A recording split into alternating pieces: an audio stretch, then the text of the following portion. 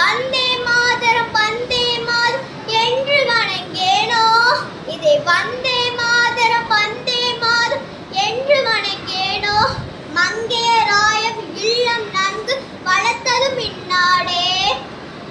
அவர் தங்க மதலைகள் ஈன்று அமுதூட்டி தழுவியதும் இந்நாடே. மக்கள் துன்ப உயர்ந்து வளர்கோண கோவில்கள் சூழ்ந்ததும் இந்நாடே. பின்னர் அங்கவர் மாய அவருடல் கூந்துக்கள் ஆழ்ந்ததும் இந்நாடே. இதை வந்தே மாதரம்